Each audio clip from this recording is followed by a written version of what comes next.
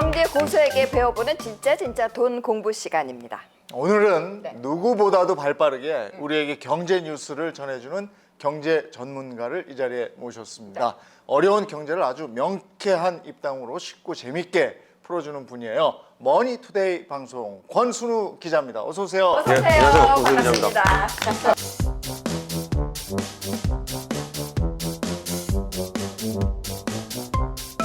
경제 기자시면 남들보다 정말 정보가 많으실 텐데 재테크도 그렇게 빠르게 잘 하고 계세요? 그러니까 일단 두 가지가 걸리는데요. 하나는 그 기자들이 자기가 기사를 써서 시장에 영향을 미칠 수 있을 때 네. 그걸 가지고 투자하는 건 좀 아닌 것 같아요. 아, 그래서 알면서도 안 하세요? 하면 안 되죠. 그러니까 일단 사내 윤리 규정도 있고, 그러니까 실제로 그런 식으로 투자를 해서 잡혀간 기자도 있어요. 그러니까 작은 코스닥 작은 종목들 같은 경우에는 호재성 기사 이런 거 쓰면 주가가 실제로 오르거든요. 네. 그러면 기사를 내보내기 5분 전에 그 그걸 주식을 사요? 그리고 주식을 내보내고 오르면 어. 2분 있다 팔아요. 팔아? 네. 이거를 수십 번을 반복을 했던 게 적발이 돼서, 근데 물론 그거는 좀 과도한 수준이긴 한데 그런 정도가 아니라고 하더라도 이제 기자가 자기가 기사를 써서 주가에 영향을 미칠 수 있을 때 그걸 가지고 매매하는 거는 그냥 보더라도 직업윤리에 좀 안 맞는 측면이 하나 있고, 욕심이 날 수도 있겠다. 네. 그리고 두 번째는 정보가 있는 것과 수익을 올리는 건 좀 다른 것 같아요. 정보가 있다고 다 수익으로 이어지지 않는다? 예. 그 정보가 시장에 반영되는 타이밍이라는 게 있는 거고, 그 정보를 가지고 이렇게 보는 사람도 있고 저렇게 보는 사람도 있고 뭐 그렇기 때문에 또 정보가 너무 빨리 습득되는 것도 문제예요. 그럼 이게 충분히 시장에서 알기 전에 이거를 정보를 가지고 투자를 했는데 그냥 반영이 안 되고 있으면 또 모르는 거거든요. 그러면 그래서 실제로 그러면 자기 기업이나 자기 산업에 있는 그 비즈니스들은 자기가 좀 알잖아요. 그럼 그런 사람들은 다 돈을 벌어야 되거든요. 그렇죠. 그렇진 않잖아요. 예를 들면 저는 이렇게 수소 산업 관련해 가지고 이제 책도 쓰고 하면서 그쪽 취재원들이 많이 있어요. 그래서 수소 쪽이 주가가 엄청나게 오를 때 거기 계신 분들한테 많이 물어봤어요. 요새 돈 좀 버셨냐고. 그랬더니 아니 뭐 다 아는 얘기인 줄 알고 안 샀는데? 뭐 이러고. 그래서 정보를 또 너무 미리 알아도 그런 것들이 꼭 수익으로 연결되진 않는 것 같아요. 미리 알고 너무 잘 알아서 오히려 그게 수익으로 연결되지 않는. 예. 예. 그래서 중요한 거는 정보를 가지고 매매할 때는 그 정보를 가지고 훅 들어갔다 훅 빠지거든요. 그러면 큰 돈 못 벌어요. 그러니까 자기가 충분히 분석하고 학습을 한 다음에 꾸준히 지켜보면서 아 이거는 이런 정보들을 조합을 해보니까 앞으로 이 기업은 좀 더 돈을 많이 벌 것 같다. 그러면 돈을 충분히 많이 집어넣을 수가 있어요. 근데 적당하게 뭐 한 100만 원 투자했다가 10만 원 벌었다. 그럼 밥 사 먹고 나면 없어지는 거거든요. 그렇죠. 그러다가 그게 그 정보랑 반대로 갔다. 그러면 손실이 엄청 커져요. 네. 그래서 정보를 가지고 매매하는 거는 큰 돈을 못 벌어요. 그 얘기인 즉슨 언젠가 한번 손실이 났을 때 그동안 벌었던 걸 다 까먹게 돼요.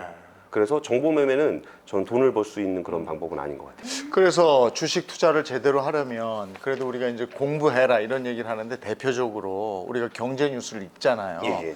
근데 경제 뉴스의 맥락을 어떻게 읽어야 되는지 어떻게 이해해야 되는지 잘 모르겠어요. 뭐 재테크 전체를 놓고 보면 너무 광범위하니까 주식 투자를 할 때 예. 경제 뉴스의 어느 부분을 이해하고 어떻게 대처를 해야 되는지 이걸 좀 자세히 알고 싶거든요. 그러니까 공부를 한다는 게 어떤 걸까를 생각을 해보는 거예요. 근데 주식 공부를 한다는 게 주식 자체를 공부하는 것에 너무 많은 시간을 쓰는 것 같아요. 뭐 주식을 어떻게 거래하고 뭐 공시 회계 뭐 거기에 무슨 유상증자 뭐 액면 분할 이런 수많은 주식 용어들이 있는데 사실 그것들보다 더 중요한 거는 내가 산 기업이 뭐한 기업인지는 알아야 되잖아요. 네, 그렇죠. 근데 이게 부동산하고 주식의 제일 큰 차이 중에 하나가 부동산은 내가 저 가격이 왜 비싼지 싼지를 체감할 수 있어요. 예를 들면 역세권. 근데 비싸. 오케이.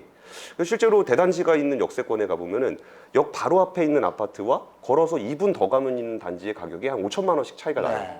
근데 알아요. 저기 가면 저기가 더 비싸겠지. 저기가 더 싸겠지. 그러니까 그걸 체감적으로 알고 아이를 키우는 학부모 입장에서는 아 저기가 학교가 있구나. 그러면 내가 아이를 키우지 않더라도 아 학교가 있는 곳이 없는 곳보다 좀 더 가격이 비싸겠구나 라는 거를 체감적으로 알 수 있어요. 그래서 아파트 투자하는 거는 자기가 어느 정도 체감적으로 알 수 있는데 주식 투자는 그 기업이 뭘 하는지를 내가 가만히 있는다고 알 수 있는 게 아니에요. 예를 들어서 삼성전자 다 알잖아요. 어느 기업인지. 근데 삼성전자가 뭘 만드는지 어떻게 돌아가고 있는지. 어떻게 돌아가는지. 그리고 실제로 삼성전자의 사업 보고서나 이런 거 보면은 각 사업별로 이렇게 나눠져 있고 어떻게 돈을 버는지도 다 써 있기는 해요. 근데 그런 것들을 보통 잘 안 읽죠. 사업 보고서 이런 거 잘 안 읽잖아요. 안 읽어요. 그냥 삼성전자니까 사는 거죠. 예. 그러니까 그런 부분에서 공부를 한다라는 게 사업 보고서를 읽는 게 차라리 낫지 않을까라는 생각이 든다는 거고, 여기서 그 뉴스를 본다는 거는 그 뉴스라는 게 어느 날 갑자기 자고 일어났더니 무슨 일이 생긴 게 아니에요. 특히 경제 뉴스는 더 그래요. 예를 들어서 사고가 났다. 교통사고가 났다 그러면은 그거는 어느 순간에 갑자기 사고가 나요. 그리고 끝나요. 그 뉴스는 사고가 난 시점과 발생해서 소비되고 한 2, 3일이 지나면 그 뉴스는 사라집니다. 네. 근데 경제 뉴스는 예를 들어서 삼성전자가 뭐 메모리 반도체의 그 뭐를 가지고 뭐 돈을 크게 벌었다. 그 얘기는 그 전에 개발하는 과정이 있을 거고 그 개발 과정이 쭉쭉쭉 있어가지고 누가 사고 누가 팔고 이런 얘기들이 쭉쭉쭉 있다가 실적 발표를 할 때 그 얘기가 나온 거예요. 네. 그러면 여기서 또 끝나는 게 아니고 이 경쟁력을 가지고 앞으로 돈을 더 벌 것인가에 대한 뉴스가 이어져요. 그러니까 뉴스를 볼 때 오늘 내가 이 뉴스를 봤어. 그러면 내가 잘 모르겠는데 아니면 잘 알겠는데 그렇게 해서 끝날 수가 없다는 거예요. 뉴스라는 거는 그 기업이 쭉 살아오고 있는 그 시간, 뭐 어제가 있고 오늘이 있고 내일이 있을 때 네. 지금 나온 뉴스의 과거는 어떻게 되는지를 제대로 모르면은 현재 뉴스를 이해하기가 어려워요. 현재 뉴스를 잘 이해하지 못하면 여기까지 과거와 현재를 잘 이해를 하면 여기는 이런 흐름을 보면 이렇게 될 수도 있을 거다라고 생각을 할 수 있어요. 예측도 할 수 있고. 예, 그 부분이 오히려 기자들이 가질 수 있는 약간 장점 같은 거 중에 하나예요. 기자들이 취재를 할 때 네. 그러니까 내가 어디 가서 누구를 만나서 뭘 취재해야 될까를 판단하는 게 되게 어렵거든요. 그러면 그동안 있었던 일을 보면서 이 일은 그 다음에는 어떤 사람한테 물어봐야 될 것인가, 어느 타이밍에 물어봐야 될 것인가, 누구한테 물어봐야 될 것인가, 이런 거를 항상 그 시나리오를 써요. 물론 기자들 소설 쓴다고 욕도 많이 먹는데 그러니까 어쨌든 그런 시나리오를 쓰면서 퍼즐을 맞춰서 사실에 접근하거든요. 그러면 과거에 있었던 일을 보면서 이제 앞으로 나올 뉴스는 이런 뉴스가 되지 않겠느냐, 그리고 타이밍은 이쯤 되지 않겠느냐, 그러면 그 타이밍쯤에 누구에게 물어봐서 그걸 확인하면 특정 보도를 할 수 있는 거예요. 그래서 뉴스를 읽는다는 거는 우리가 그 사람이 사는 것이 뉴스로 반영이 되는 거기 때문에 네. 그 뉴스가 그 기업이 어떤 흐름에서 왔는지를 어느 정도 공부를 해야 되는 거고, 네. 그 뉴스를 보면서 우리가 투자를 하기 위해 뉴스를 보는 것과 네. 재미로 보는 것도 다르거든요. 네. 근데 투자를 하기 위해 볼 때는 이 뉴스를 보면서 앞으로 이 기업이 어느 쪽으로 가겠구나라는 거를 상상하면서 읽어야 된다는 거죠. 실제로 그 뉴스가 주가가 오르고 내리는데 차지하는 비중이 어느 정도 돼요? 이거는 그때그때 좀 다르긴 한데 예를 좀 들어드리면은 일단은 주식은 중고거래예요. 중고거래.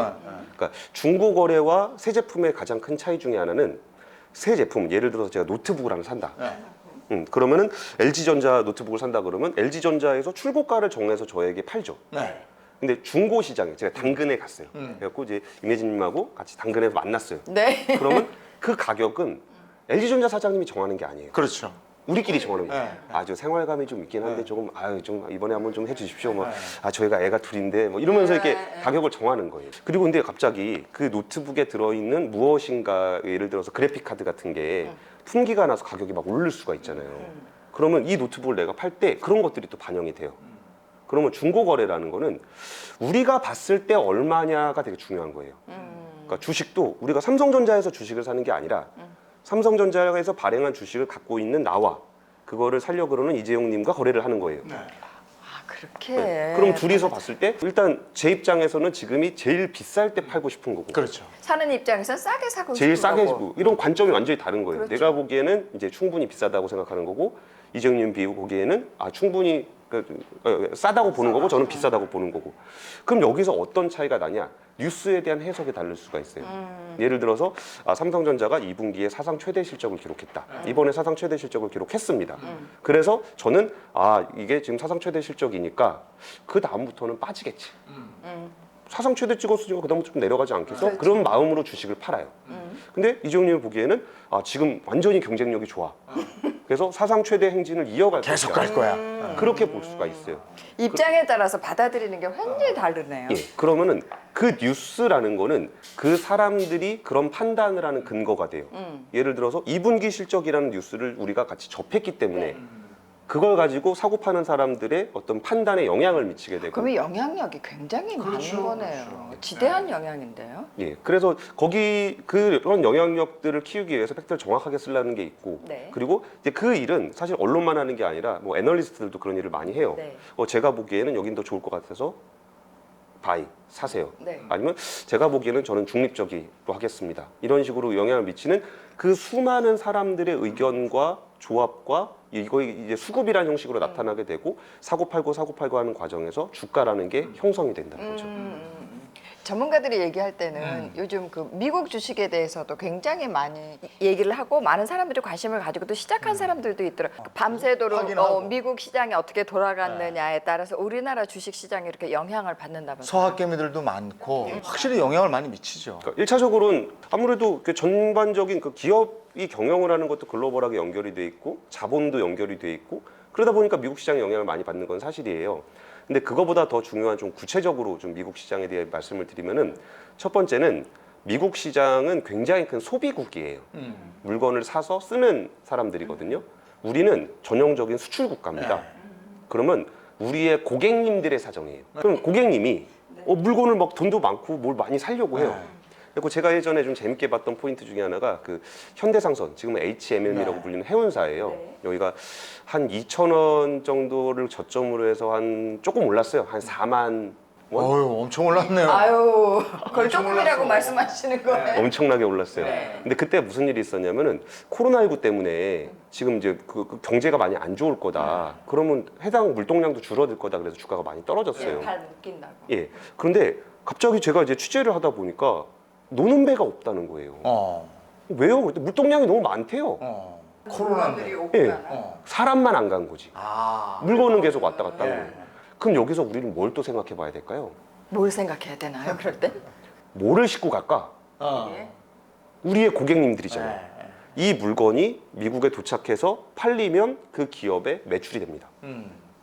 그러면 이 지금 우리 코로나19 때문에 되게 안 좋아. 그런데 여기 실려 있는 수많은 가전제품들이 미국에 도착해서 팔리면 우리나라 가전제품 회사들이 매출이 올라요. 네.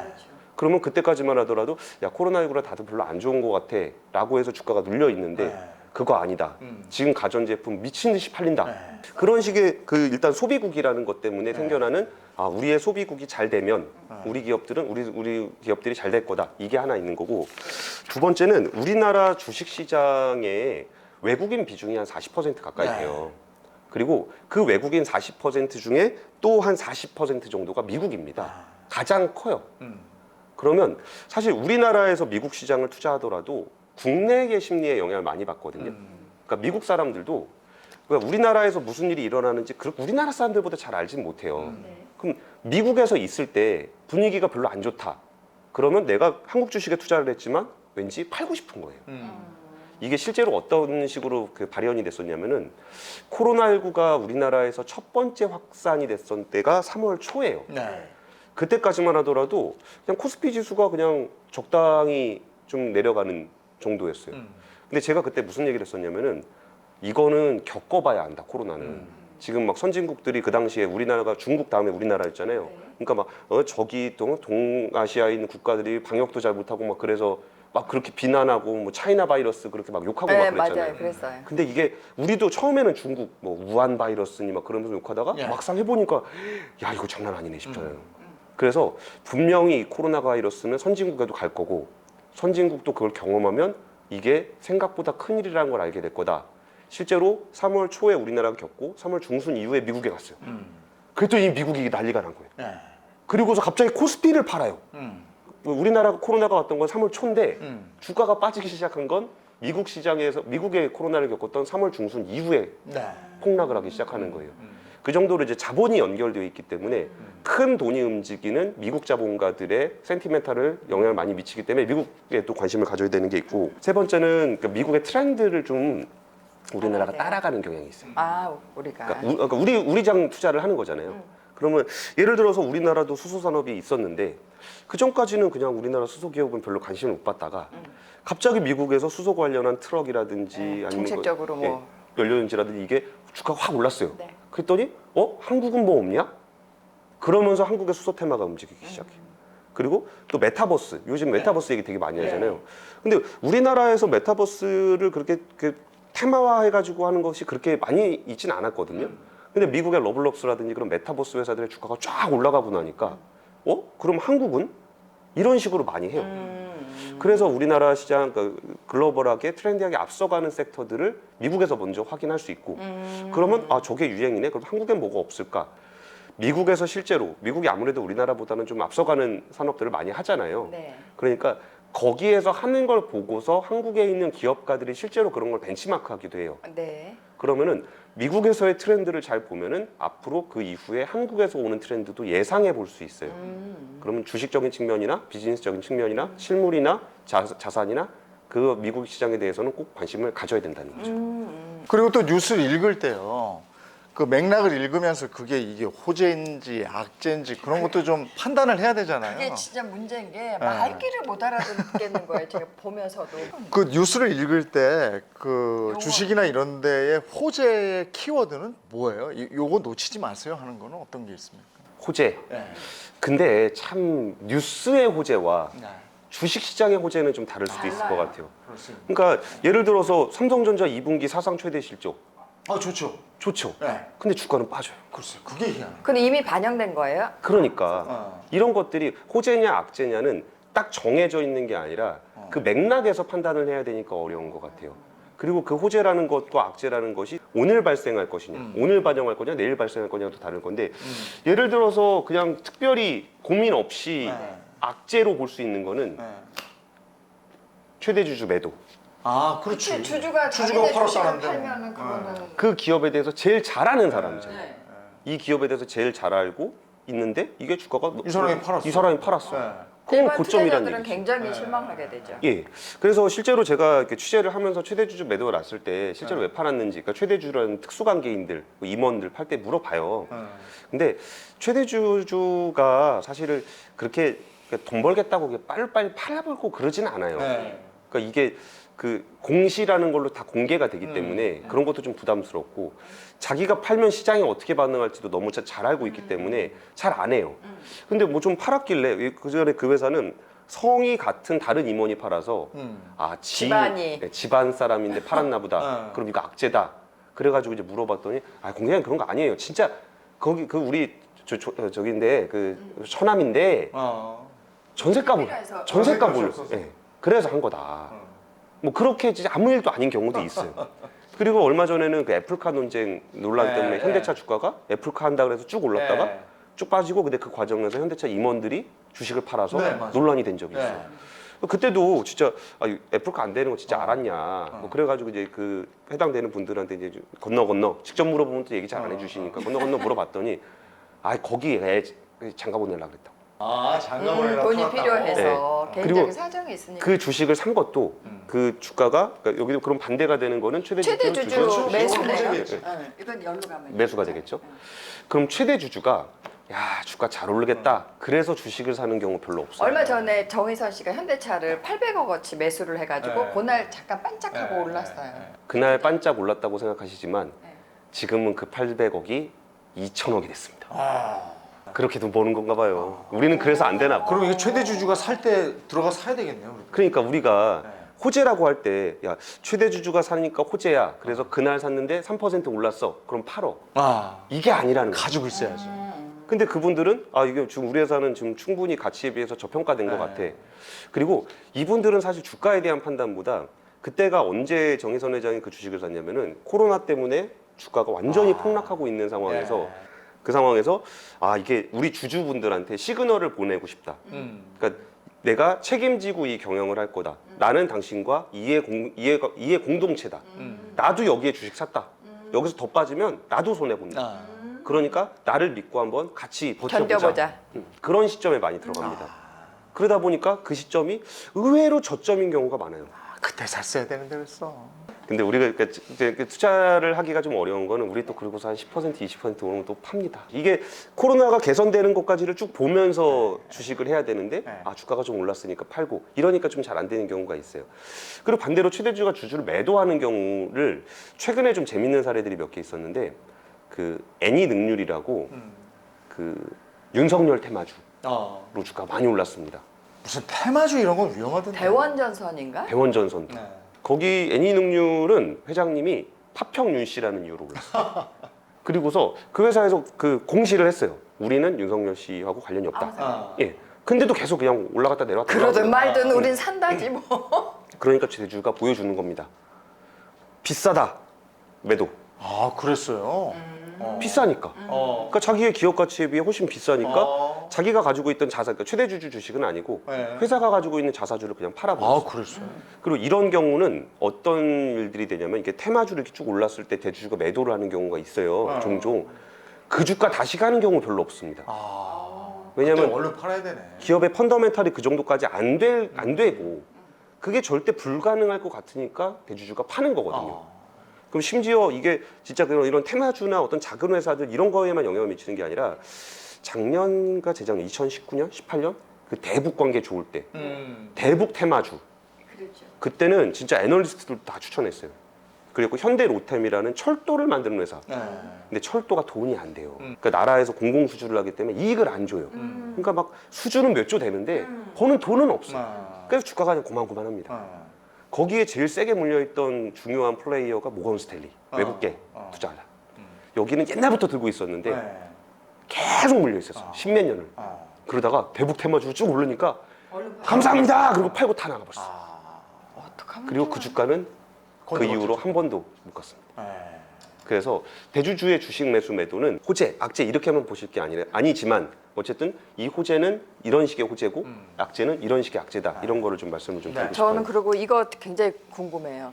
유상증자, 유상증자하고 무상증자는 무조건 좋은 건지는 알겠어요. 제가 일단 증자하면 한번 떨어지던데. 무상은 아닙니다. 무상은 좀 올리죠. 무상증자는 좋은 거죠. 그러니까 호재고. 이거 호재로 가요? 예, 호재로 가도 될 것 같습니다. 유상증자는 그럼 악재인가 보다. 그러니까 유상증자라는 건 뭐냐면은 이매진님하고 저하고 둘이 편의점을 만들기로 했어요. 네. 그래고 그 우리가 편의점 하려면은 우리 좀 소소하게 한 500억씩 냈다고 하죠. 네. 그럼 내가 500억, 이매진님이 500억을 냈어요. 네. 그래가지고 1,000억 가지고 편의점을 하는데 네. 편의점의 장사가 너무 안 돼가지고 막 돈을 다 까먹었어. 그래가지고 우리 한 500억씩 더 내자. 그게 유상증자입니다. 그러면 싫죠. 아니 뭐 장사도 안 되고 근데 돈만 자꾸 내라고. 돈만 자꾸 내라고. 그러면 안 좋아요. 근데 이게 반대로 너무 장사가 잘 돼서 야 우리 여기서만 할 게 아니고 한 2개, 3개 더 열자. 여기 돈이 있으니까. 그러니까 우리가 지금 여기 2개, 3개 더 열 건데 그러니까 우리 한 500억씩 더 내자. 그럼 좋죠. 그거는 좋은 거죠. 좋죠. 네. 그게 유상증자가 가지고 있는 양면성이에요. LNF 같은 경우는 어떤 경우냐면은 네. 회사가 우리나라가 이제 그 반도체 쪽을 배터리를 잘하잖아요. 네. 근데 배터리 시장은 그 전에는 그렇게 크지 않았어요. 전기차가 많지 않기 때문에. 그래가지고 이렇게 그냥 고만고만하게 그냥 귀엽게 비즈니스를 하다가 전기차가 막 늘어나다 보니까 배터리도 많이 해야 되고 배터리에 들어가는 소재 또 많이 필요해요. 그래갖고 주문이 막 들어오는데 네. 공장이 조그매서 이거를 못 만드는 다 거예요. 소화를 못 하고. 그럼 어떻게 해야 되죠? 공장을 더 늘려야죠. 줘야죠. 네. 그러면 주주들한테 얘기를 하는 거예요. 우리 공장을 더 지어야 되는데 주주님들 돈을 좀 더 주세요. 그러면 제가 그 돈 가지고 공장을 지을게요. 그러면 그 공장이 완공이 되면 매출과 이익이 훨씬 더 개선이 되겠죠. 그래서 LNF 같은 경우는 유상증자라는 것이 좀 부담스럽긴 하지만 공장을 짓는데 돈을 쓰다 보니까 이익은 별로 안 좋아 보이지만 이게 다 완성되면 어마어마하게 매출과 이익이 늘어날 걸 예상할 수 있기 때문에 호재로 인식이 되는 거예요. 아니 그리고 유상증자를 하니까 그럼 중간 좀 와 있어야 될 것 같은데. 현재 그 주식 가격에 한 7, 80% 정도의 값으로 싸게 줘요. 그렇죠. 싸게 뭐 몇 주에 하나씩 이런 식으로 해서 주니까 주식은 주식대로 올라가고 나는 싸게 또 예. 뭐 받을 수가 있고 이러니까는 이게 아주 이중으로 좋은 일이 그러니까 잘 돼서 하는 유상증자는 좋은 거고 안 돼서 하는 유상증자는 또 안 좋을 수 있어요. 이제 이해됐어요. 근데 좀 좋은 말씀을 주셨는데 좀 싸게 줘요. 이게 그러니까 주주들한테 손 벌리는 거잖아요. 근데 정가 다 달라 그러면은 싫어할 거 아니에요. 이제 그거는 내가 하든 말든 선택을 하게 되겠죠. 예. 그러면 제가 10,000원인데 시가 10,000원인데 제가 주주님들한테만 특별히 9,000원에 드릴게요. 이렇게 그러니까 유상증자를 할 때는 싸게 많이 줘요. 예. 그러면 기존의 주주였던 사람들은 그 주식을 싸게 받을 수 있는 권리가 있어요. 맞아요. 그렇죠. 그럼 여기서 이거는 조금 디테일할 수도 있는데 실제로 경험을 해보셨다니까 좀 설명을 드리면은 내 계좌에 이상한 R이 생겨요. LNF R. 갑자기 계좌에 툭 들어와요. 생겼다가 없어졌던데. 생겼다 없어졌죠. 네. 그게 어디 이거 갔어요? 뭐지? 이게 네. 되는데 그게 신주 인수권이라는 거예요. 그러니까 이 주식을 싼 값에 살 수 있는 권리가 나한테 주어진 거예요. 그게 계좌에 들어온 겁니다. 이거를 팔아도 돼요. 맞아요. 그것도 값이 있더라고요. 예. 그러니까 누군가는 10,000원짜리 주식을 9,000원에 사고 싶은 사람이 있으면 내가 이걸 딴 사람한테 팔아요. 그럼 그 사람은 그걸 가지고 9,000원 내고 10,000원짜리 주식을 사는 겁니다. 그리고 이걸 내가 만약에 따로 팔지 않고 10,000원짜리 주식에다가 내가 9,000원을 내고 그 주식을 살 수도 있어요. 근데 중요한 거는 지금 말씀드렸던 신주인수권을 팔거나 아니면 유상증자에 참여하거나 둘 중에 하나는 반드시 하셔야 돼요. 근데 뭐야 이거? 그리고서 왜 돈 내라 그래? 뭐 들어왔다 잠깐 나가. 그래서 가만히 있으면 그게 소멸돼 버려요? 소멸, 이거 신주인수권도 소멸이 되고 청약을 하려면 내가 돈을 내야잖아요, 9,000원을. 그걸 안 내면 그것도 새로 주식도 안 받게 돼요. 둘 중에 하나는 선택을 하셔야 손해를 안 볼 수가 있어요. 그리고 무상증자에 대해서도 잠깐 제가 그 생활 팁, 투자 팁을 드리면은 무상증자도 사실은 그 회계적인 이슈기 때문에 실질적인 호재는 아니에요. 아 무조건 다 좋다고만 할 수 없어요? 그러니까 중립적이에요. 이것도 약간 가운데로 가야 되나요? 그러니까 근데 일반적으로 호재로 인식이 되는데 그러니까 무상증자는 뭐냐면은 주주들한테 주식을 그냥 줘요. 네. 그러니까 좋잖아요, 기분이. 그래서 호재로서 인식이 돼서 주가가 많이 올라갑니다. 네. 근데 그 주식을 그냥 주는 게 아니라 회사에 예를 들어서 100원이 있으면 100원에서 10원을 띄어서 주주한테 10원을 줘요. 그러면은 이 회사는 100원이 아니고 90원짜리 회사가 되죠. 그러니까 이 몸체가 또 그만큼 빠져나가는 거기 때문에 그 정도의 좋은 건 아니네요. 그 중립적이에요. 빠져나간 것만큼 내가 받은 거니까. 그러니까 회사 내 주식의 가치가 그만큼이 떨어지고 네. 그리고 그것만큼을 내가 주식을 또 받은 거예요. 그러니까 예를 들어서 100만 원짜리 주식이 있는데 무상증자를 한 주당 한 주 주기로 했다. 네. 그러니까 내가 한 주가 있으면 한 주를 더 주기로 했다. 네. 그러면 무상증자를 하고 나면은 주가가 50만 원으로 내려옵니다. 그 100만 원짜리 한 주가 50만 원짜리 두 주가 돼요. 똔똔이죠. 그 액면 분할 아니에요, 그게? 그건 액면 분할은 액면을 쪼갠 거고 무상증자는 회사에 있는 난 말이 너무 어려워. 말이 네. 어려워서 그런데 여기서 아셔야 되는 딱 한 가지는 무상증자가 이렇게 했을 때 이렇게 주가가 반토막이 난다 그랬잖아요. 네. 그러면은 그 주식이 주가가 떨어지는 타이밍하고 네. 주식을 새로 주는 타이밍이 달라요. 그러니까 일단 내가 한 주가 있는데 네. 주식이 마이너스 50%가 돼요. 그럼 계좌가 마이너스 50이 찍혀요. 어우 난리 나네. 그럼 이게 굉장히 당황스럽잖아요. 불안하죠. 그리고 당황하실 필요가 없는 게 그게 뭐 그냥 소소한 팁입니다. 조금 있다가 시간이 채워지니까. 지나면 한 주가 더 들어와서 채워지니까. 그리고 거기에 더해서 무상증자라는 거는 회사의 잉여금을 주주들한테 나눠주는 거기 때문에 주주들이 일반적으로 좋아해요. 그러니까 50%로 떨어지는 게 아니라 50% 일부 또 다시 올라옵니다. 근데 50%보다 올라온 주식이 두 개가 되기 때문에 나중에 입고가 되고 나면은 50%, 20% 올라 있는 모습을 확인할 수 있게 돼요. 지금 액면분할 말씀하셨으니까 액면분할은 어떻게 될까요? 액면 분할을 저는 호재로 인식합니다. 네. 액면 분할도 뭐 똑같은 거죠. 액면 분할이 어떻게 하는 아니 거죠? 얼마 전에 카카오 했잖아요. 네. 카카오 설명드리면은 예를 들어 한 55만 원 하던 거를 5대1로 액면 분할을 하니까 주식은 5주가 되고 주가는 11만 원이 됐어요. 네. 맞아요. 그러니까 어떻게 보면은 아무 일도 아니죠. 그냥 주식 숫자만 늘어난 거잖아요. 근데 여기서 액면 분할이라는 걸 왜 하는지를 한번 생각을 해보면 그렇죠. 왜 하는 거예요? 일단은 너무 비싼 주식은 거래하기가 좀 접근하기가 부담스러워요. 힘들지. 일반 투자자들이 예, 기분이 100만 원짜리 주식 하나나 만 원짜리 주식 100개나 똑같은 건데 살 때 100만 원 주식 하나 사기는 건 좀 부담스럽단 말이에요. 그럴 수 있겠네요. 그래서 액면 분할을 하게 되면 더 많은 사람들이 참여할 수 있는 시장이 돼요. 예를 들어서 삼성전자의 액면 분할은 저는 굉장히 좋은 이벤트였다고 생각하는데 삼성전자가 한 250만 원대 50대 1을 했어요. 네. 5만 원이 됐어요. 네. 그러면은 예전에 250만 원 때는 일반인들이 좀 접근하기가 좀 어렵잖아요. 그렇죠. 근데 5만 원으로 낮추고 나니까 접근하기가 좀 쉬워졌는데 그 와중에 코로나가 왔잖아요. 그러면 거기서 개인들이 250만 원대였으면 많이 못 들어갔을 거예요. 네. 근데 5만 원 정도면 우리가 할 만하네. 그래서 쉽게 접근할 수 있었고 그 위험하고 변동성이 큰 시장에서 개인들이 그런 대형주에 쉽게 접근할 수 있게 해준 거는 액면 분할에 되게 좋은 효과였다고 생각을 해요. 그리고 이 액면 분할이라는 건 그런 목적으로 하다 보니까 100만 원짜리 한 주 거래되는 것보다 만 원짜리 100주가 거래가 되면은 네. 거래가 더 활발하게 일어나잖아요. 네. 그럼 사고 싶은 사람도 많고 팔고 싶은 사람도 많고 그럼 거래를 쉽게 할 수 있어요. 거래량이 많아지는 게 좋은 거예요. 예. 그러면 어떤 또 효과가 있냐면 우리 같이 돈 많은 사람들은 주식을 살 때 고민을 합니다. 내가 한 50억 정도 주식을 가볍게 살라 그러는데 가볍게. 아 근데 자꾸 주식을 살라 그러면 주가가 막 올라요. 나 때문에. 내가 너무 많이 사서. 그리고 영향을 끼치는 거네요, 예. 아주. 그리고 팔라고 보니까 내가 파니까 자꾸 떨어져요. 그러니까 거래량이 별로 안 되는데 내가 너무 크게 움직이려고 그러니까. 맞아요. 그럼 저는 아니지만 기관 투자자들은 네. 좀 큰 돈을 사고 팔아야 되잖아요. 그러니까 거래량이 적은 회사는 잘 안 들어요. 안 사요, 주식을. 자기가 팔 때 또 주가 막 떨어져 버리고 막 그러니까 살 때, 그러니까 들어갈 때도 조심스럽게 들어가고 나올 때도 조심스럽게 나오려면 거래량이 많아야 돼요. 그러면 액면 분할을 통해서 거래량을 늘려주게 되면 이런 것 때문에 투자하지 않았던 큰 손들이 들어올 수 있는 여지를 둬요. 그러면 그 사람들이 하나의 수급 세력이 되기 때문에 주가를 좀 더 안정적으로 끌고 가는 그런 게 있어요. 그래서 카카오도 액면 분할 이후에 한 50% 정도 주가가 올랐고, 그래서 우리나라에서는 한번 꽤 몇 년 전에 대대적으로 한번 액면 분할을 정부 차원에서 조금 분위기를 조성한 적이 있었어요. 그래서 황제주라고 그 당시에 불렸던 아모레퍼시픽이라고 네. 한 300만 원씩 했었거든요. 네, 맞아요. 그런 것들 다 액면 분할해서 개인 투자자들 접근할 수 있게끔 그런 식으로 액면 분할을 많이 했습니다. 예. 그 다음에 공시 정정은 악재일 것 같고, 그죠?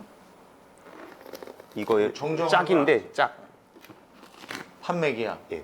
아, 판매 계약은 어느 정도 일정 수준 이상의 계약을 맺게 되면, 네. 그러니까 우리가 이런 좋은 계약을 맺었습니다라고 해서 공시를 해요. 그럼 일반적으로 호재로 인식될 수밖에 없죠. 네. 근데 이게 공시 정정은 그렇게 해놓고, 그러니까 물론 다른 공시 정정도 있지만 판매 계약에 대한 것만 말씀드리면, 네네. 아. 그게 잘못된 겁니다. 예, 없어졌습니다. 예, 응. 사기 당했습니다. 뭐 이런 식의 공시가 나면 악재로 인식이 될 수가 있죠. 당연히. 이게 완전히 반대 네. 예, 얘기구나. 대표적인 사례는 그 코로나19가 한창일 때 우리나라의 어떤 작은 회사가 그 AA 복사용지, 그 태국에 있는 회사거든요. 네. 굉장히 큰 회사예요. 네. 거기다 마스크를 한 1조 원 정도를 납품하겠다고 판매 계약 공시를 했어요. 어. 그 회사 사이즈는 한 1,000억 정도 사이즈인데 1조짜리. 오. 네. 와, 그래서 쫙 주가 올라가고 AA가 한국에 있는 AA 코리아가 발표를 했습니다. 우리는 마스크를 산다 그런 적이 없는데요. 거짓 공시예요? 그럼? 그리고 이제 여기의 얘기는 자기네들은 어떤 그 무역 브로커를 통해서 계약을 맺어서 했는데 얘가 연락이 안 된다. 뭐 자기들도 사기를 당했다? 자기도 사기를 당했다. 아. 그래서 정정을 하게 된 경우가 있어요. 그런 경우는 회사도 망할 그런 거 아니에요? 아 근데 뭐 이렇게 물건을 보낸 건 아니니까. 아. 예, 계약 단계에서 그랬으니까 그러는데 여기서 또 재밌는 포인트 중에 하나가 이 판매 계약 같은 경우에 그러면 이게 진짜 공시인지 그러니까. 아니면 문제가 생길지 그걸 알 수가 없잖아요. 네. 그래서 제가 이전에 그런 얘기를 하다가 그 판매 계약 공시 너무 믿지 마시라. 네. 그랬더니 주주분들이 엄청 화해를 내셨어요. 아니 그것도 못 믿으면 어떻게 투자를 하냐? 뭘 믿고 투자하냐? 네.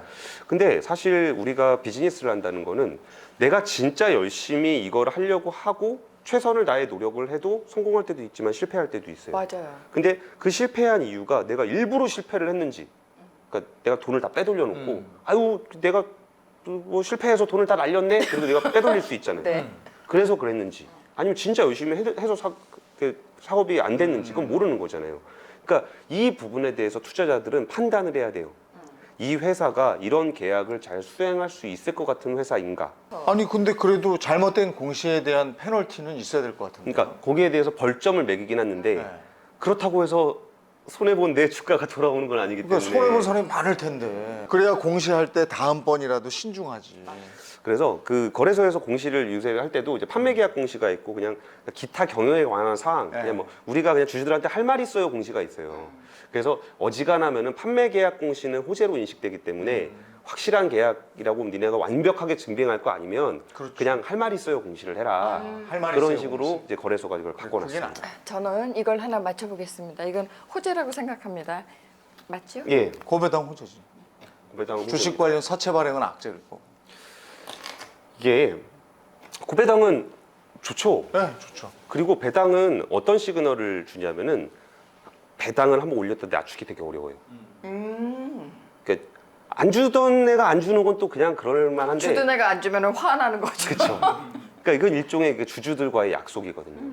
그래서 배당을 올리거나 고배당을 한다는 거는 그 이후에도 그거를 계속적으로 이어갈 지키겠다. 거다라는 일종의 약속이기도 해요. 맞아요. 그리고 여기에 더해서 우리는 이만큼을 줄 수 있는 경영 상태를 꾸준히 유지할 수 있다라는 것에 대한 시그널이기도 해요. 그리고 그 고배당이라는 건 우리한테도 좋지만 진짜 배당 좋아하는 큰 돈들이 있어요. 글로벌 연기금이라든지 아니면 국민연금이라든지 여기는 뭐 주식은 웬만하면 샀다 팔았다 할 거 아니니까 배당받는 거 되게 좋아하거든요. 그럼 고배당을 통해서 그런 장기 투자자들을 유치할 수가 있어요. 그러면 내 주가가 내가 배당받은 것도 좋지만 내 주식에 든든한 우리 파트너들이 딱 주식을 같이 사준다는 시그널을 대주주가 보내는 거기 때문에 고배당은 그걸로도 충분히 좀 의미가 있고요. 그리고 주식 관련 사채 발행은 이거는 사실 좀 복잡해요. 주식을 발행해도 되고 채권을 발행해도 되는데 굳이 왜 주식 관련 사채를 발행할까라고 생각해 보면 주식도 잘 발행이 안 되고 주식 발행이 유상증자입니다. 네. 유상증자를 했을 때 주주들이 잘 안 살 것 같고 네. 채권을 발행했을 때 채권을 발행을 해서 누구한테 돈을 좀 빌리려니까 잘 안 빌려줄 것 같고 그럼 여기에 장점과 여기에 장점을 섞어서 발행하는 게 주식 관련 사채거든요. 그러면 왜 그렇게까지 해서라도 돈이 필요할까? 필요하냐? 그거 위험하네. 그래서 이거는 좀 굳이 그냥 돈 힘들게 돈 구해서 거기 또 공장 짓고 해서 장사 잘할 수도 있는데 네. 일반적으로는 일반적으로 좋은 증자나 상황이 채권에 아니다. 비해서는 주식 관련 사채는 조금 이렇게 조심하실 필요가 있어요. 네. 그 경제 뉴스를 읽는 방식에 대한 얘기를 좀 드리고 싶어요. 이 부위별로 이렇게 해놓으셨네. 1, 2, 3, 4. 네, 부위별로 한 건 제가 그런 건 아닌데 네. 제작자분들이 좀 재밌게 연출을 해주신 것 같아요. 예, 그럼 이거를 이렇게 하나씩 뜯으면서 진행하는 거예요. 1번부터 해주실래요? 뭐 어떻게 하는 건지. 헤드라인 뉴스 찾아보기. 경제 헤드라인 뉴스 찾아보기. 예. 네. 일단은 이제 그 뉴스를 딱 접할 때 제일 먼저 보는 게 그 제목일 거 아니에요. 네. 그러니까 그거를 먼저 당연히 제일 먼저 이렇게 인식을 하게 되죠. 그럼 그 다음에는 어떤 생각을 해보냐? 이 뉴스가 왜 나왔을까? 맥락. 그러니까 이게 어떤 거냐면 제가 경제 뉴스는 지난 1부 때 말씀을 드렸는데 갑자기 하늘에서 뚝 떨어지는 게 아니라 그랬잖아요. 예. 그러면 차곡차곡. 헤드라인은 뚝 떨어진 얘기예요. 그럼 왜 나왔을까는 과거의 얘기입니다. 이런 과정을 통해서 이런 뉴스가 나왔겠구나라는 걸 생각해 볼 수 있는 거고 한 번은 이 뉴스를 보면서 내일은 무슨 일이 벌어질까 한번 상상을 해보는 거예요. 그리고 그런 것을 바탕으로 해서 주식에 대한 판단을 해보는 거죠. 그러면 예측까지. 이거 다음에 이런 뉴스가 나올 것 같은데 그러면 이 뉴스가 이 기업에 영향을 어떻게 미칠까? 내가 이거를 투자를 해야 될까 말아야 될까? 그런 흐름을 갖고서 읽어야 된다. 이 정도 되면 진짜 흐름을 아는 건데. 근데 이게 그 일반적으로 주식 공부하실 때 용어라든지 그런 것들을 많이들 보시는데 저는 그 산업 분석 같은 것들에 대해서 조금 공부를 좀 하셨으면 좋겠어요. 근데 이게 내가 그 산업 분석을 어떻게 공부해라고 생각을 하실 수도 있겠지만 펀드 매니저들도 그러니까 큰 돈을 투자하는 펀드 매니저들도 애널리스트들한테 처음에 교육을 받아요. 그 섹터 담당 애널리스트가 와가지고 이게 기초 세미나라고 보통 부르는데 그 산업은 어떤 산업이고 이 스토리는 어떻게 되고 용어는 어떻게 되고 이런 것들에 대한 기초 세미나를 가르쳐 줘요. 네. 그러니까 이거는 전문가들도 남의 산업은 모르는 거거든요. 그러니까 처음 보는 산업은 모르는 거니까 내가 모르는데 뭐 어떡하겠어가 아니라 모든 사람은 그 산업에 대해서 몰라요. 그 모르고 시작하는 게 맞고 네. 그러면 사실 그 애널리스트들을 불러서 세미나를 들을 수 있는 건 펀드 매니저인데 네. 우리는 그렇게 기초 세미나를 들을 수 있는 기회가 없잖아요. 네. 그런데 요새는 세상이 좋아져서 유튜브를 찾아보시면 많이 있죠. 기초 세미나 관련한 얘기가 있어요. 그러면 기초 세미나를 보면서 삼성전자에 투자를 하나 그러면은 네. 반도체 관련한 기초 세미나를 들으시면서 이런 것들이 있구나. 용어는 이렇게 되는구나. 반도체 산업은 이렇게 돌아가는구나를 보고서 삼성전자의 실적이나 삼성전자 관련 뉴스를 보고 네. 그럼 이게 이런 것 때문에 나왔겠구나라고 해서 퍼즐을 하나 더 올리고 그리고 이거 내일은 무슨 일이 떨어질까 한번 생각해보고 그리고서 투자 판단을 하는 그런 순서를 또 접하게 돼요. 근데 제가 그 뉴스가 참 어떻게 보면 되게 예측 가능하다라고 생각을 할 수 있는 사례를 하나 가지고 왔는데 이게 되게 그때 안타까웠던 그러니까 보면서 조금 이렇게 기분이 좀 쎄했던 뉴스 중에 두산중공업이 그 제주도의 국내 최대 해상 풍력 단지에 한 1,900억 원 정도를 납품하게 됐다라는 소식이 6월 7일 날 보도가 됐어요. 근데 그 전에 이미 주가가 12,000원에서 32,000원까지 올랐어요. 얼마 기간 동안 그렇게 올랐어요? 거의 한 달도 안 걸렸어요. 그렇게 올라가는데요? 예, 12,000원에서 32,000원이 되고서 그 6월 7일 되는 날 1,900억 원 규모의 풍력 그 기자재 납품 공급 계약 기사가 나왔어요. 그거 보면은 이거 선수들이 다 해먹었구만. 선 반영된 거 아니야? 선반영이라 그러기에 너무 심하지 않아요? 12,000원짜리가 32,000원이 되고 그러니까. 거의 3배가 그리고 뉴스가 나오자마자 이렇게 주가가 폭락해 버리니까. 진짜요? 예, 그러니까 이게 야, 이거 진짜 너무 심한 거 아닌가? 이거 미공개 정보 이용한 누구 세력들이 있는 거 아닌가라는 생각을 이렇게 하게 돼요. 근데 이 뉴스를 그 쭉 뒤로 우리가 뉴스가 발생했을 때 그 뒤가 어떻게 될 건지 봐야 된다 그랬잖아요. 이 뉴스를 쭉 뒤로 흘러가면은 이 앞으로? 과거? 과거로. 그럼 여기서 그 두산중공업이 그 해상풍력 단지의 우선협상 대상자로 선정이 된 것은 2019년 11월이에요. 이미 협상 대상자로 선정이 됐어요, 이 사람은. 근데 그 뒤에 무슨 일이 있었냐면은 지역민들이 반발을 해서 해상풍력 프로젝트에 대해서 이게 그 못하게 했어요. 인허가를 안 내주고 인허가가 나고 나니까 거기에 대한 가처분 소송을 막 걸었어요. 그리고 사업이 안 되다가 그 제주 최대 그 집행정지가 됐던 것이 2021년 2월, 그러니까 올해 2월에 기각이 됐고 그러면은 이제 그 전에 그 뭐 소송 걸리고 뭐 인허가 못 받고 막 그러던 것들이 다 해소가 되고 해소가 된 거예요. 2월 달에 기각이 됐어요. 그러면 이제 사업이 추진이 되겠죠. 네. 그러면은 주문을 넣어야 되겠죠. 네. 누구한테 주문을 넣을지는 2019년에 이미 정해져 있죠. 그러면 풍력 단지를 조성할 때 어떤 식의 절차들을 걷는지를 아는 사람들은 이 기각 소식이 났을 때 이제 두산중공업에다가 주문을 넣게 되겠구나라는 거를 충분히 상상해 볼 수 있어요. 근데 실제로 제가 이거 한국전력 분들이나 발전 사업 하시는 분들한테 물어보니까 이때 두산중공업으로 투자해서 돈 많이 버셨더라고요. 그분들은 아니까. 그러니까 미공개 정보를 이용한 게 아니라 아니죠. 그건. 이 흐름을 아니까, 흐름을 아니까. 이거 다음은 예측이 이거겠구나. 가능한 거니까. 예, 라고 할 수 있는 거예요. 그러면 그 다음 내일은 무슨 일이 벌어질까? 관련 섹터나 전망은 어떻게 해볼까?라고 했을 때 물론 뉴스에 따라서 주가가 이렇게 정확하게 반영되지는 않지만 우리나라가 오늘 뭐 탄소중립위원회에서 2050년 탄소 제로를 만든다고 하는데 거기에 대부분을 풍력과 태양광으로 하기로 했어요. 그러면은 이런 지금 풍력 프로젝트들이 진행이 되고 있는 곳들이 전국에 굉장히 많아요. 그럼 나는 뭘 공부를 해야 되느냐?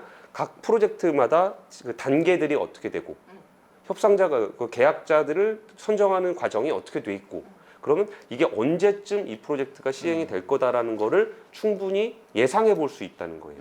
그러니까 두산중공업이 그거랑 완전히 상관없는 제주도 신문에 나와 있는 한 줄. 주민들이 제기했던 소송이 기각됐습니다라는 뉴스를 보면 미리 공부가 돼 있던 사람은 이제 몇 달 안에 두산중공업에 호재가 나오겠구나라는 거를 예상해 볼 수 있다는 거고 그럼 여기서 끝났네가 아니고 우리 프로젝트는 그거 하나가 아니기 때문에 여러 군데의 프로젝트들이 어떻게 돼 있는지를 자기가 좀 스터디를 하면서 그 다음은 어디에서 뭐가 나올 가능성이 높겠구나라는 걸 상상해 볼 수 있다는 거죠. 이제 실제 경제 기사를 읽고 앞으로 이게 오를 종목인지 그 전망 이런 걸 한번 해보면 어떨까요? 예. 그래서 이 사례를 우리가 좀 뉴스를 쭉 훑어서 읽는 좀 길게 읽는 법에 대한 얘기를 하는데 제가 거기에 대해서 그 한국의 배터리 K배터리 관련한 얘기를 좀 드리려고 좀 준비를 했어요. K배터리의 뉴스를 좀 찾아보게 되면은 이게 우리나라가 배터리를 잘하고 있다라는 거는 뭐 옛날에도 잘했고 근데 전기차가 별로 없었고 뭔가 시장이 확대되고 있는데 이거를 우리가 이렇게 커질 거다라는 거를 어느 시점부터 봐야 될 것인가 라고 보면은 저는 일단 그동안 잘 해왔다라는 거는 충분히 조금만 공부하면 알 수 있을 것 같아요. 우리나라 3사가 전 세계 점유율이 중국을 제외하고는 제일 높으니까. 그럼 그러다가 이게 그 지난번에 바이든 대통령이 딱 정권을 잡은 다음에 주문을 해요. 그 정부 부처한테 우리가 지금 잘하고 있는 건 뭐고 못하고 있는 건 뭔지 그걸 한번 조사해봐. 100일 동안. 그렇게 해서 100일 보고서라고 불리는 것이 100일 후에 나와요. 그래서 반도체가 있고 배터리가 있고 뭐 바이오가 있고 히토류가 있고 이렇게 있어요.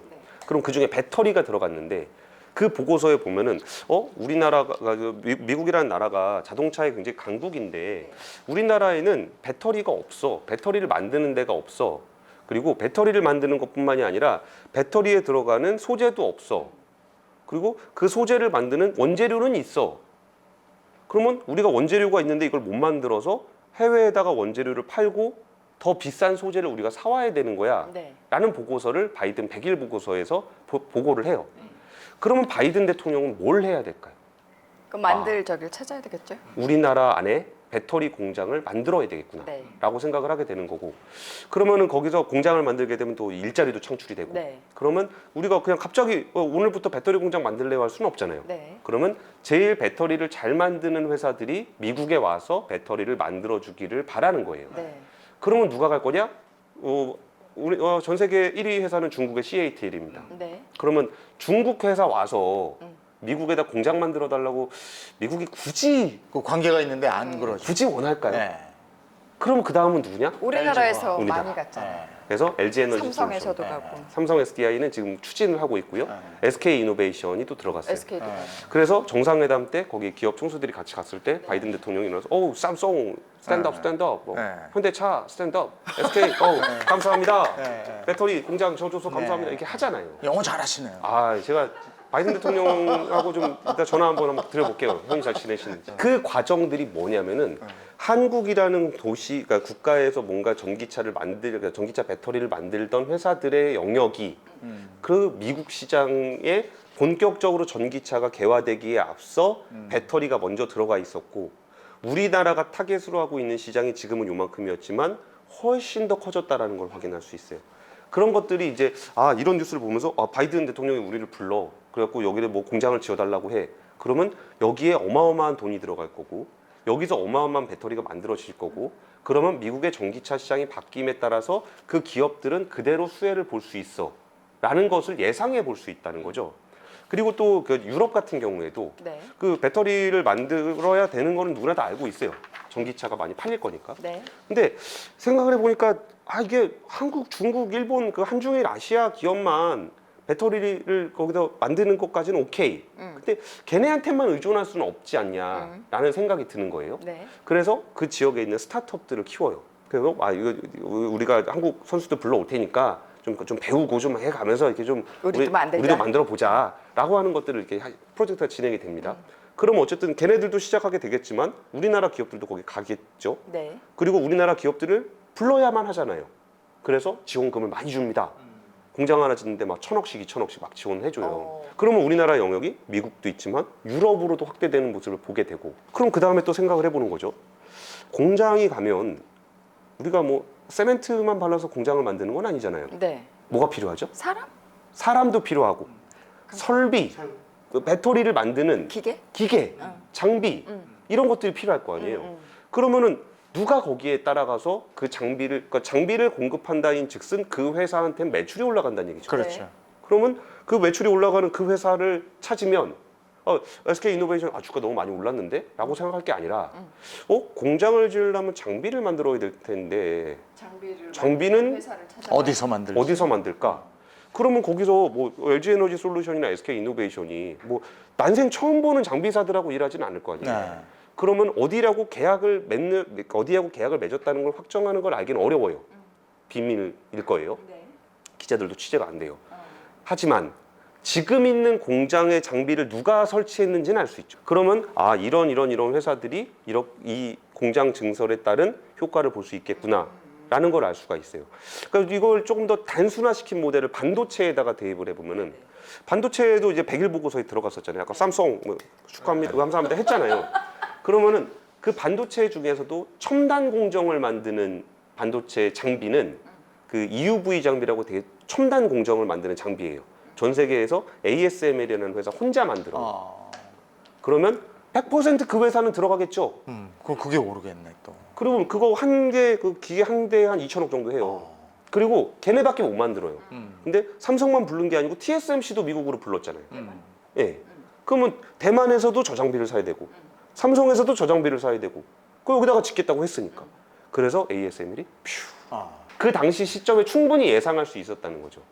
그래서 배터리 같은 경우는 그렇게 되는 거고, 그러면 다음에 이제 배터리를 만들려면 배터리는 조립을 하는 거잖아요. 그러면 배터리를 조립할 때 조립을 뭘로 할까? 소재가 있어요. 구리, 아연 뭐 이런 식의 소재예요. 그래서 이걸 공부를 해야 된다는 거예요. 그럼 배터리를 공장을 만들어서 배터리를 만들려면 뭐가 필요하고 누가 만들지? 그러니까 니켈이 있으면 니켈을 누가 가지고 와서, 그러니까 니켈 뭐 철광 광석이 있을 거고, 이걸 누가 녹여서 니켈을 뽑아낼 거며, 니켈을 가지고 NCM이면 코발트하고 망간하고 누가 섞는지 이걸 섞는 거를 가지고 누가 여기다가 첨가제를 넣는지, 양극재는 누가 만드는지, 분리막은 누가 만드는지, 음극재는 누가 만드는지. 그래서 이런 회사들이 떴구나. 그래서 이런 회사들이 그 뒤에 바로 따라갈 수 있다는 거예요. 네. 그럼 바이든이 불러서 우리가 투자를 하겠습니다라고 얘기하는 순간, 예를 들어서 현대차가 8조 뭐 투자한다. 뭐 SK이노베이션 뭐 몇 조, 5조, LG가 5조 투자한다. 투자를 한다는 말은 이 5조를 어디다 쓴다는 얘기죠. 네. 그걸 쓴다는 얘기는 누군가는 그 돈을 받는다는 얘기죠. 누가 받는지를 찾는 거예요. 그래서 그 공부를 미리 하셨으면 좋겠다는 거예요. 그러니까 뉴스를 본다고 해서 이게 바로 이어지는 게 아니라 네. 어느 정도 공부를 하고 나서 그 다음에 뉴스 헤드라인을 보면 아 이렇게 되겠구나, 이렇게 되겠구나, 이렇게 되겠구나를 상상할 수 있는 훈련을 해야 된다는 거예요. 산업 구조를 알아야 되는 거네. 예. 그럼 아까 전에 그 1부 때 말씀하셨나? 그 임혜진님이 그 LNF 말씀하셨잖아요. 배터리가 있으면 배터리는 되게 단순하잖아요. 양극이 있고 음극이 있고 여기서 전기가 이렇게 흘러다니잖아요. 네. 그러면 양극에 있는 게 양극재, 음극에 있는 게 음극재. 아, 그게 다른 거예요? 그렇죠. 플러스극, 마이너스극. 건전지를 생각해 보시면 플러스가 있고 마이너스가 있잖아요. 그럼 요 안에 뭐가 들어가 있을 거고. 네. 그럼 요걸 껍데기도 있을 거고. 네. 그럼 껍데기를 만드는 회사 있을 거고. 예. 그래서 보면은 뭐 전해질 이거는 이렇게 안에 있는 물이 뭐가 있는지. 그리고 이 양극재 플러스 마이너스 가운데 나누는 분리막 이런 것들이 어떻게 돼요? 그럼 양극재를 올릴 때 여기다가 쇠에다가 올려요. 얇은 쇠에다 올려요. 그럼 이게 한쪽은 동박, 한쪽은 알루미늄박 이렇게 되거든요.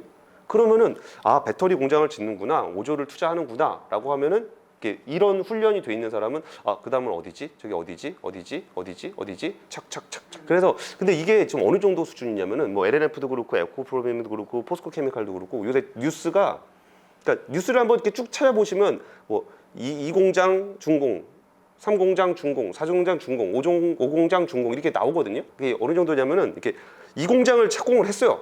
그럼 이제 공사를 다 마무리하고 돌려야 되잖아요. 네. 근데 주문이 더 들어와요. 그래서 이거 다 만들지도 않았는데 그 다음 공장을 또 만들어. 그리고 이것도 만들지도 않았는데 그 다음 공장을 또 만들어요. 왜? 주문이 엄청 들어오니까. 그러면 돈이 되게 많이 필요하겠죠. 공장을 계속 지어야 되니까. 그래서 증자를 하고 뭐 하는 거예요. 그러면 그런 것들이 다 모여가지고 어떤 구조로 만드냐? 아까 그 처음에 했던 바이든 행정부에서 했던 100일 보고서. 우리에는 배터리가 필요합니다. 그럼 그 배터리는 누구냐? 우리나라 주요 회사가 들어가 있고 여기서 배터리를 만들기 시작하면은 거기다 납품해야 되는 수많은 우리나라 기업들이 함께 성장하는 모습을 보여준다는 거죠. 그러면 여기서 또 하나 제가 힌트는 아니고 유럽에 스타트업들 많다 그랬잖아요. 네. 스타트업을 이제 셀 제조, 배터리를 조립하는 것들을 많이 키웠다고 해볼게요. 네. 그럼 조립을 하려 그러면 거기다 뭘 넣어야 되죠? 또 들어가야 되죠. 지금은 SK이노베이션이나 LG에너지솔루션이나 한국 회사들에다 그걸 납품을 하고 있잖아요. 그러면 그 친구들은 유럽에서 집중적으로 키우고 있는 스타트업들은 누구한테 그 소재를 사올 것인가를 생각해 보면 다시 한국 기업을 쳐다보게 될 거예요. 그렇겠죠. 그러면 우리나라의 K배터리의 그림이 이런 식으로 그려지는 겁니다. 미국 시장에서 커가는 거, 유럽 시장에서 커가는 거, 그리고 그 기술적 진입 장벽도 봐야 돼요. 우리가 했는데 커지긴 했는데 남들이 다 따라할 수 있어. 그러면은 뭐 너도 안 나도 되지. 한다니까 안 되잖아요. 근데 우리나라 기업들 중에 뭐 예를 들어 에코프로비움, LNF 이런 데가 양극재에서도 전구체라고 불리는 물질을 만드는데 이름은 그냥 그런 이름이 있는 것만 아시면 돼요. 근데 그게 우리나라 안 될 거라 그랬어. 일본이나 하는 거지. 뭐 도레이나 아사히케이세이 같은 그 큰 데만 하는 거지. 우리는 안 된다 그랬어. 근데 그거를 만들어냈어요. 그 얘기인 즉슨 이게 사이즈가 커졌을 때 누군가 빨리 따라올 수는 없다는 거예요. 진입장벽이 있다는 거죠. 그리고 뭐 포스코케미칼 같은 경우도 음극재에서 천연의견 같은 경우는 자연에서 캐오는 거니까 괜찮은데 인조의견 같은 거는 만드는데 좀 어려움이 있어요. 그런데 이거를 기술 개발을 해서 만들기 시작했어요. 그 얘기는 누군가 뒤에 따라올 때 순식간에 따라잡히지는 않을 것이다. 그리고 첨보 같은 경우도 전해질을 만드는데 중국에서는 범용 전해질을 써요. 그러니까 평범한 전해질이 엄청나게 많이 팔립니다. 첨보는 지금 실적이 그렇게까지 많지는 않거든요. 근데 그거보다 한 단계 위 기술을 가지고 전해질을 써요. 그 얘기는 앞으로는 배터리에 더 높은 성능을 요구하기 때문에 첨보 같은 회사가 오히려 더 커질 거고, 그리고 중국 회사들이 아무리 돈으로 따라잡으려고 하더라도 어느 정도는 앞장설 수 있다. 라는 것들에 대한 그림도 그려나갈 수 있어요. 저기 나와 있는 회사들은 이미 주가도 많이 올랐지만 그 더 정도가 오를 아니라 것 같다. 이게 더 오를 것 같다라는 걸 단기에 보는 게 아니에요. 그러니까 이게 뉴스가 나오면 오른다 이렇게 보는 게 아니고, 그러니까 이게 쓰임이 꾸준하다. 그쵸. 더 늘어나고. 이거는 그냥 특별한 뭐가 있어서 그런 건 아니고 제가 한 10여 년 동안 기자 생활하면서 시장을 봤을 때 느꼈던 일종의 투자 팁 아이디어 아니면 투자 습관 이런 건데 저런 회사들은 이렇게 부담이 없어요. 이렇게 앞으로 실적이 계속 좋아질 거고 2023년에 공장 만들어지면 얼마, 2024년에 공장 만들어지면 얼마 이렇게 쭉 실적이 좋아요. 그러면은 얘네 다 좋으니까 그럼 주가가 계속 하늘로 가냐? 안 그렇죠. 주가는 이렇게 왔다 갔다 이렇게 해요. 하면서 올라가겠죠. 올라갈 수도 있고 내려갈 수도 있어요. 근데 이게 주식시장이라는 거는 굉장히 시장 심리에 영향을 많이 받기 때문에 어느 시점에 갑자기 관심을 받을 때가 있어요. 아니 저 회사들은 원래 저런 일을 하던 회사예요. 네. 근데 왜 갑자기 어느 날 주가가 이렇게 쭉 오르냐고. 지금 사회 시대가 원하는. 그러니까 그 시대가 원하는 시대가 언제냐고요. 한번 붐이 확 지난주인지 할 때가 있어. 이번 주인지 다음 주인지 다음 달인지 6개월 후인지 그걸 모르잖아요. 모르죠. 예. 근데 저렇게 안정적인 실적 기반의 그림이 쫙 나와 있는 데를 보면 한 2025년까지는 문제없이 성장을 이어갈 수 있겠구나라는 나의 확신이 있죠. 그러면 주가 떨어지는 거 상관 안 합니다. 그리고서 그게 붐이 한 번씩 쭉 올 때가 있다 그랬잖아요. 그러다 주가 갑자기 쫙 올라갈 때가 있어. 그때 막 쫙 팔어. 그러면 그때까지 내가 기다릴 수 있느냐? 저렇게 안정적인 그림을 그리고 있기 때문에 기다릴 수 있어요. 그리고 이게 쭉 올라가면 올라가면 또 팔, 감사합니다. 그러고 팔면 되는 거고. 근데 그게 뭐 그게 테마주 투자하듯이 오늘 올랐으니까 사고 내렸으니까 팔고 이런 게 아니라 좀 더 큰 마음으로 기다릴 수 있다는 거예요.